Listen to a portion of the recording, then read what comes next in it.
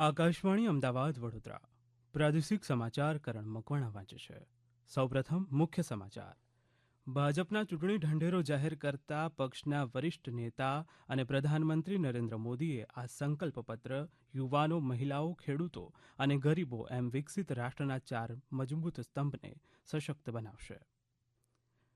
આગામી લોકસભાની ચૂંટણી માટે વિવિધ બેઠકો ઉપર ભાજપ અને કોંગ્રેસના ઉમેદવારો આજથી ઉમેદવારીપત્રો ભરવાનો પ્રારંભ કરશે.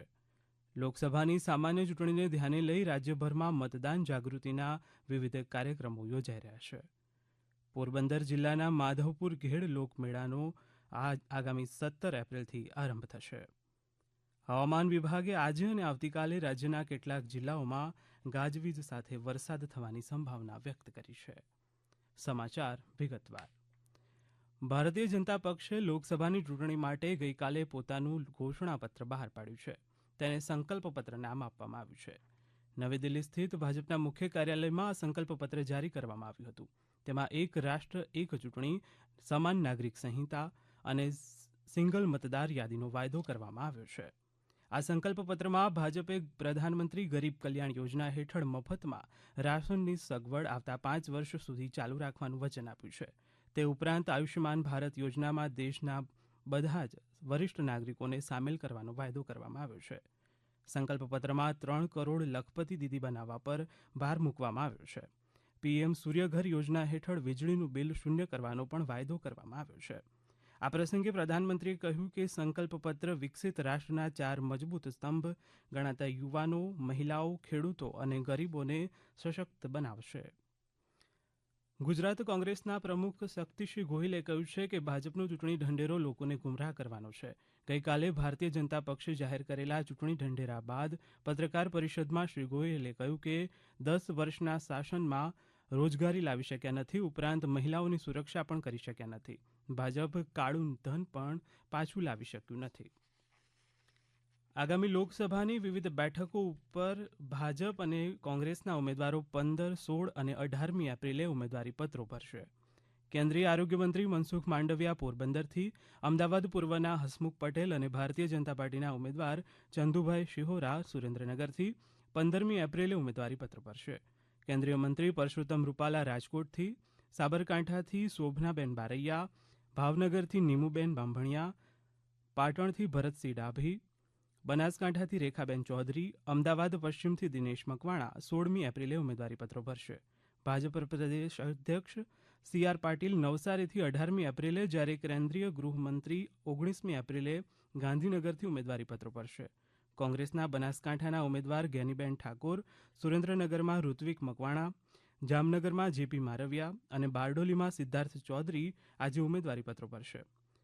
16મી એપ્રિલે કચ્છમાં નિતેશ લાલન, ગાંધીનગરમાં સોનલબેન પટેલ, સાબરકાંઠામાં તુષાર ચૌધરી, અમરેલીમાં જેનીબેન ઠુમ્મર, વલસાડમાં અનંત પટેલ, પોરબંદરમાં લલિત વસોયા અને છોટાઉદેપુરમાં સુખરામ રાઠવા ઉમેદવારીપત્રો ભરશે.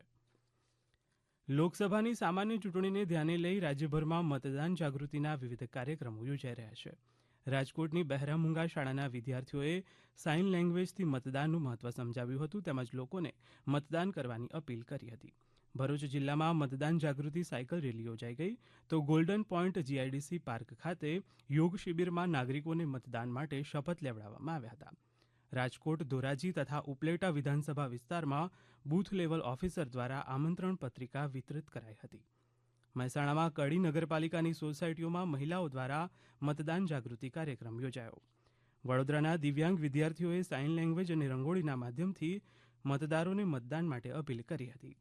ગીર સોમનાથ ચૂંટણી તંત્ર દ્વારા ચૈત્રી નવરાત્રિની ભક્તિ સાથે નાગરિક શક્તિને જાગૃત કરવાનો પ્રયાસ કરાયો. વેરાવળ ચોપાટી પાસે આવેલ સ્ટાફ ક્વાર્ટર્સમાં ગરબા સાથે મતદાન જાગૃતિ ફેલાવાઈ હતી.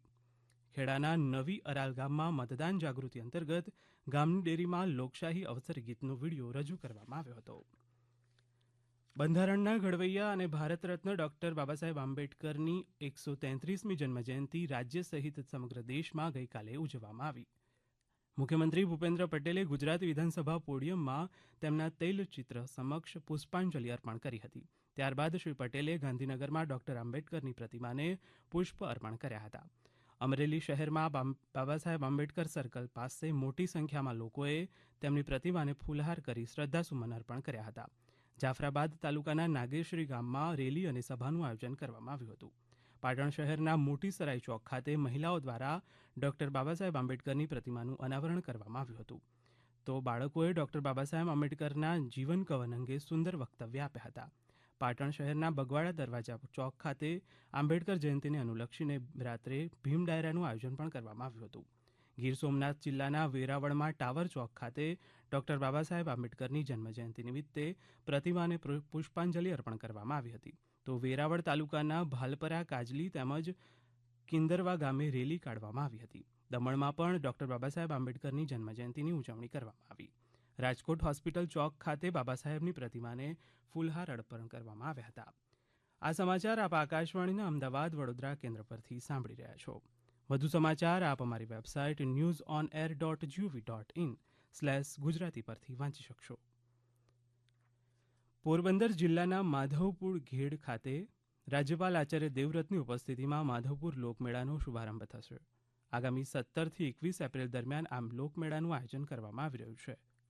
5 દિવસ સુધી ચાલનારા આ મેળામાં ભગવાન શ્રીકૃષ્ણ અને રૂકમણીના વિવાહ પ્રસંગે સાંસ્કૃતિક કાર્યક્રમો પ્રસ્તુત કરાશે.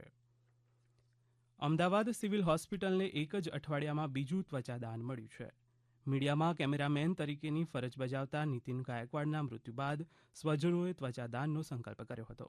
મૂળ મહારાષ્ટ્રના અને હાલ અમદાવાદમાં રહેતા નીતિન ગાયકવાડને માર્ગ અકસ્માતમાં ઇજાગ્રસ્ત થતાં સારવાર માટે સિવિલ હોસ્પિટલમાં ખસેડવામાં આવ્યા હતા. હોસ્પિટલમાં સારવાર દરમિયાન નીતિનભાઈ મૃત્યુ પામતા પરિવારે અન્યોને મદદરૂપ થવાની ઉમદા ભાવના સાથે ચામડીનું દાન કર્યું હતું. આ અંગે સિવિલ સુપરિન્ટેન્ડન્ટ ડોક્ટર રાકેશ જોશીએ તમામ પરિવારજનોનો આભાર વ્યક્ત કરી લોકોને તેમના સ્વજનોના મૃત્યુ બાદ ત્વચાનું દાન કરવાનું આહવાન કર્યું હતું. ભાવનગર અમદાવાદ હાઈવે પર ટ્રક ચાલકે પદયાત્રીઓને અડફેટે લેતા 4 યાત્રીઓના મોત નીપજ્યા છે.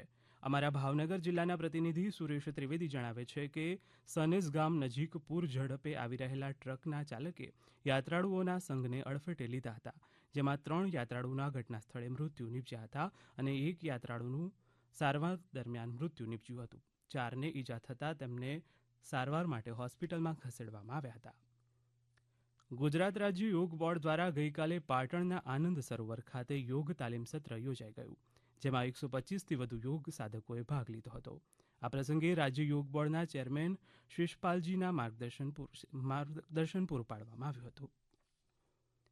હવામાન વિભાગે વેસ્ટર્ન ડિસ્ટર્બન્સની અસરને કારણે સર્જાયેલા સાયક્લોનિક સર્ક્યુલેશનની અસરથી આજે અને આવતીકાલે રાજ્યના વિવિધ જિલ્લાઓમાં ગાજવીજ સાથે વરસાદ થવાની સંભાવના વ્યક્ત કરી છે. સૌરાષ્ટ્ર, કચ્છ, દક્ષિણ ગુજરાત અને ઉત્તર ગુજરાતના વિવિધ વિસ્તારોમાં કમોસમી વરસાદની સંભાવના છે.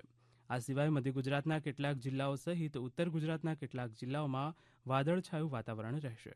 દરમિયાન ગઈકાલે સૌરાષ્ટ્ર અને ઉત્તર ગુજરાતના અનેક વિસ્તારોમાં કમોસમી વરસાદ વરસ્યો હતો. અમદાવાદમાં પણ ભારે પવન સાથે ધૂળની ડમરીઓ ઉડી હતી અને કેટલાક વિસ્તારોમાં છૂટોછવાયો વરસાદ થયો હતો. સૌરાષ્ટ્રમાં અનેક વિસ્તારોમાં વરસાદ ખાબક્યો હતો. જૂનાગઢના વિસાવદરમાં કમોસમી વરસાદ વરસ્યો હતો. બોટાદના ગઢડા તાલુકાના ઢસા ગામે ભારે પવન સાથે કમોસમી વરસાદ વરસ્યો હતો. દ્વારકા જિલ્લામાં ખંભાળિયામાં વરસાદ, જ્યારે ભાણવડના જામપર ગામે ધોધમાર વરસાદ કરા સાથે પડ્યો હતો. બોટાદના ગઢડા તાલુકાના ઢસા ગામે ભારે પવન સાથે વરસાદ પડ્યો હતો. ઉત્તર ગુજરાતના અરવલ્લી જિલ્લાના ભિલોડા સહિત અનેક વિસ્તારમાં કમોસમી વરસાદ ખાબક્યો હતો. સાબરકાંઠાના ઈડર, વડાલી, ખેડબ્રહ્મા સહિતના પંથકમાં ભારે પવન સાથે વરસાદ પડ્યો હતો.